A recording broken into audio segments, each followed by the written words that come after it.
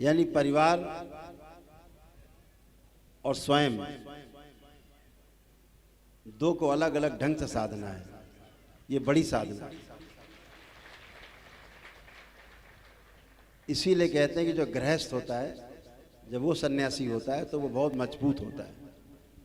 और हमारे ऋषि मुनियों ने जो परिकल्पना की थी कि पहले सबसे पहले ब्रह्मचर्य आश्रम, उसके पश्चात गृहस्थ आश्रम, तत्पश्चात वानप्रस्थी आश्रम, फिर संन्यास आश्रम, ऐसे 4 भागों में बांटा था। परिवार को तोड़ करके, परिवार को छोड़ करके संन्यास नहीं था। परिवार में जी करके, अपने पीछे आने वाली पीढ़ी को पारंगत करके, उसके बाद संन्यास में जाने की व्यवस्था थी।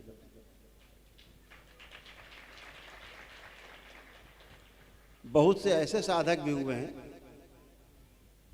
कठोर साधक रहे, जो सीधे बाल्यकाल से उठ के सीधे चले गए, सन्यासी हुए और पूर्णता प्राप्त किया। ऐसे लोग भी रहे हैं, ऐसा नहीं, अपवाद हर जगह है। लेकिन जो सामान्य प्रक्रिया है वो इन 3 आश्रम के बाद सन्यास की है। तो गृहस्थ के बाद ही वानप्रस्थी। आप घर में चूंकि बहने हुए हैं, घर में हैं ही, तो वानप्रस्थी हैं, घर में ही आप सन्यासी हैं। तो सन्यास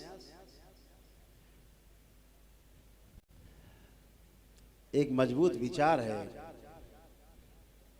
एक पथ है, पथ जिस पे चलना है सन्यासी को। जीवन किसी भी तरह से आदमी काट सकता है, जिंदा तो रहेगा ही, कैसे भी काट लेगा। जीने के लिए साहस चाहिए।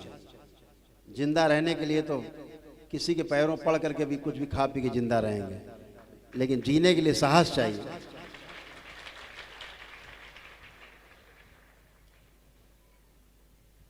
बहुत बड़ा साहस चाहिए। अपने मोह को तोड़ने का साहस, अपने अहंकार को तोड़ने का साहस चाहिए आपके अंदर। जिसके अंदर ये साहस है कि अपने अहंकार को, अपने मोह को तोड़ देता है, वही सन्यासी है, वही सच्चा साधक है। जो वासनाओं पे समझदारी पूर्वक स्वनियंत्रण प्राप्त कर लेता है, यानी उसे नियंत्रण करना न पड़े, स्वनियंत्रित रहे सभी वासनाएं, वो सन्यास को प्राप्त कर सकता है।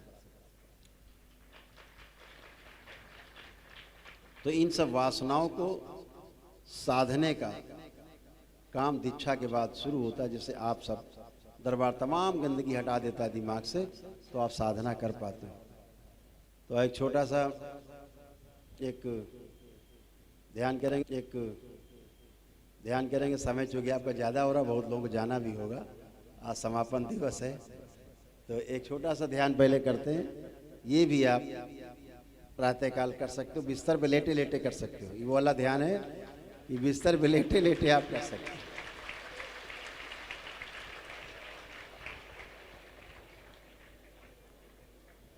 बहुत सुंदर है। और ऐसा ध्यान है कि आपको नींद नहीं आएगी। लेटे रहेंगे लेकिन नींद नहीं आएगी। तो सभी लोग अपनी मुद्रा में आ जाएं। मुद्रा में अर्थ समझ ही रहे हैं आप। मुद्रा का अर्थ रीढ़ की हड्डी सीधी, दोनों हथेलियां की उंगलियां आपस से फंसा करके नाभि के पास रखना, या बाएं हथेली के ऊपर दाहिनी हथेली रखना, या ज्ञान मुद्रा में जैसा आपको उचित लगता है पालथी मार के बैठना। चाहे वो पद्मासन हो, चाहे सिद्धासन हो, या आराम आसन, जैसे आप बैठ सकते हैं।